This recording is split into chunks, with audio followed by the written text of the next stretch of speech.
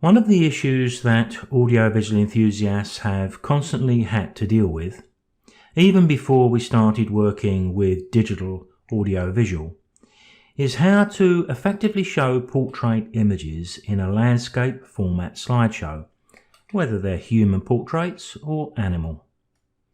It's one of those things that's fairly easy and straightforward once you've seen it done. So let's take a look. Now let me take this image here of the little girl having a paddle in the pool. If I open that up into the objects and animation screen and I'll click into the grey area, we can see the problem. It just doesn't look very attractive. Well, the fact is we can't make a square peg fit a round hole. And the object of the exercise really is to present the portrait format image in the best way we can. Now there's quite a number of ways we can do that. Here is just a couple of them.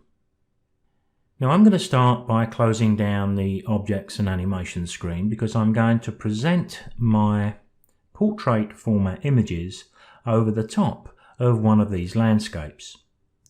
So I'm going to drag these two back for a moment and I'll arrange these so we've got a cloudscape, then we've got the foreground flowers and a cloudscape. Let's put the images over the top of that center one. So all we need to do here is to open up the objects and animation screen yet again. Just click into the grey area, make sure you deselect the image that you can see down in the bottom right corner in a string of numbers, that's the file name. Because we're going to go up to add an image at the top left. I'm going to use the dogs here because I've got 3 of them. So let me select this one. Let's just assume this is the portrait we wish to use. In this case, it's an animal, it could be a person, or any other subject we may have.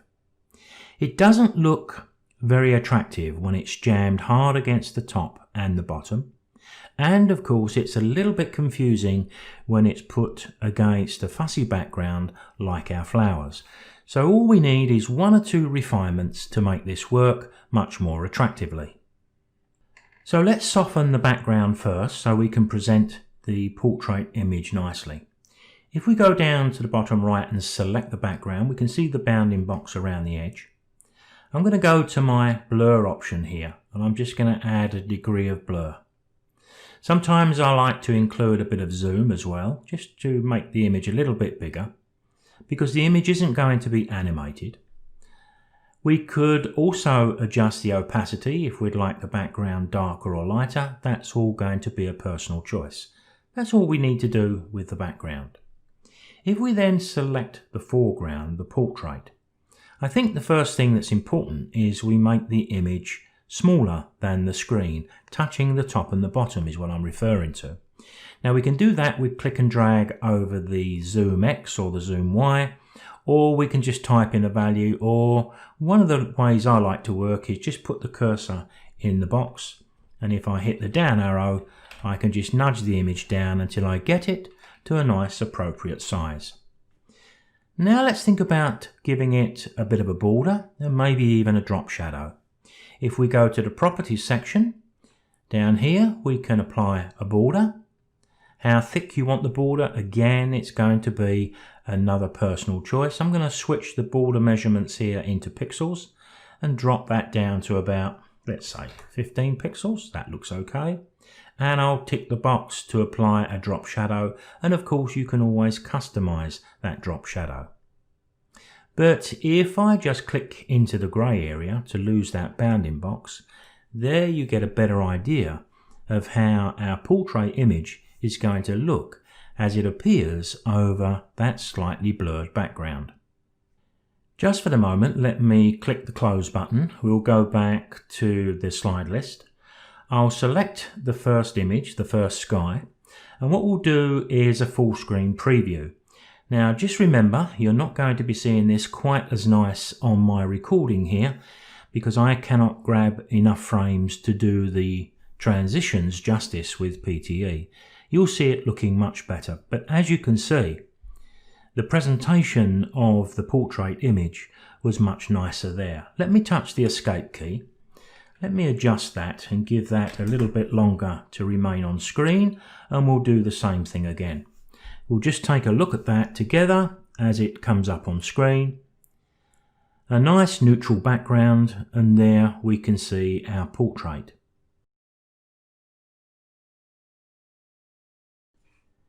Now, coming back to the slide list and the image we've just applied over the top of that background, if we go back to the Objects and Animation screen, let's look at just one or two variations. If we've only got one portrait like this, what we could do is select the portrait and we could move it over to the left a little bit. We can do that with the Animation tab if we want, click and drag. We could go to the rotate and we could just give it a little bit of an angle if we wanted to, just to add a bit of something different to the presentation. But what I'm going to suggest we do here is copy the image a couple of times. There's nothing wrong with showing the same image 2 or 3 times, and maybe if we adjust the size each time, we can make quite a nice arrangement. So I'm going to use either the keyboard shortcuts Control-C or right-click and choose Copy. Click into the box and then right-click and paste. Now we've got 2 copies. Now we could make this one a lot smaller. We could give that a little bit of a rotation that way. We could do the same again. Right-click, we can copy. Click into the box to remove the selections. Right-click and paste. I can move the next one over. I could adjust that slightly and the zoom. And now already we've got a slightly different way of viewing the images. And we can change these by clicking in them and moving them around. You can see we can position them anywhere we like to get a nice, attractive look. Let's close and take a quick look by selecting the cloudscape and pressing the symbol over on the right hand side for a full screen preview. So there's another option in the way we can show our images. And of course we could have 3 different images here, but if we've only got the one, then this is one way we can do that. It doesn't look too bad, does it? So let's take a look at what we have here. We can present one portrait image 3 times or more if we wish, and with a slightly informal approach with that rotation. Same again, but different images, whether they're animals or people, it really doesn't matter. We can come at this with a more formal approach, as you can see here. All 3 images nicely lined up. The images we're using here are 3:2 aspect ratio. Once again, a mix of formal and informal to show one portrait image. And of course, everything we've done so far, we've done without changing any of the colours, which we have the opportunity to do, and we haven't touched any animation at all. Coming back to the slide list here, I chose to place my portraits over a landscape background, but we don't even need to do that. If I were to select this young lad and I just drag him down here, and I want to use this as the next slide in my sequence, if it was something like that for example, then what we could do is set it up in exactly the same way using 2 copies of this, but maybe one of them as the blurred background. We just need to zoom it more. So if we select the portrait and we go to the Objects and Animation screen, I can make this much bigger. I can even choose which part I see, but I don't think that's very likely to make a great deal of difference, because in the Animation tab we would be blurring this quite a bit, maybe dropping the opacity down. Now we can bring the image in to present over the top. So if we click into the grey area to lose that bounding box once again and add an image, and I navigate to my desktop where I'm working and the portraits and the young lad, there we have exactly what we did a few moments ago. Adjusting the zoom, giving it a border of our choice, maybe even a drop shadow if we wish. And now we've got the portrait presented over the portrait.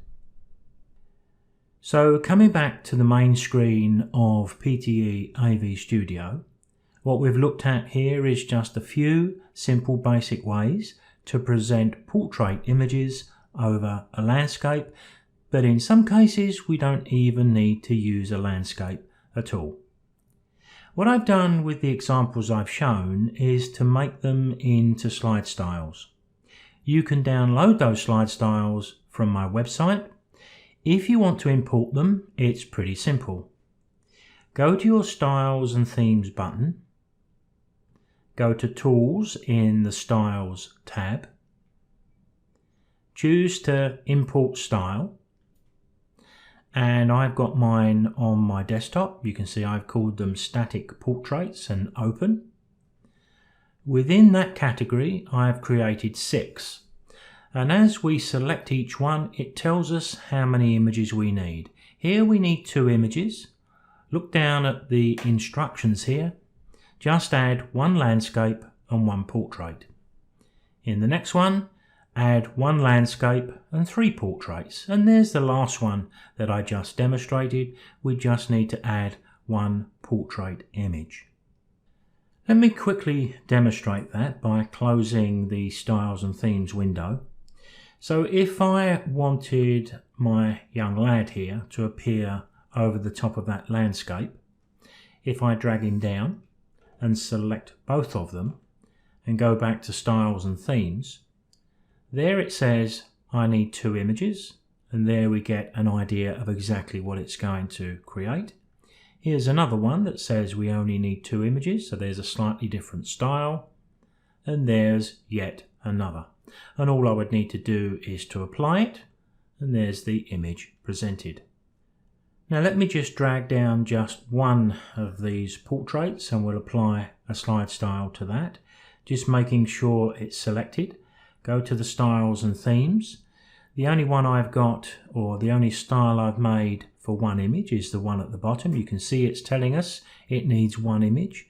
When we select it, we can see a representation of what it actually does, and it says down here just to add 1 portrait, and there we have it. So every one of those options that I created earlier on, you can download and try them out as a slide style.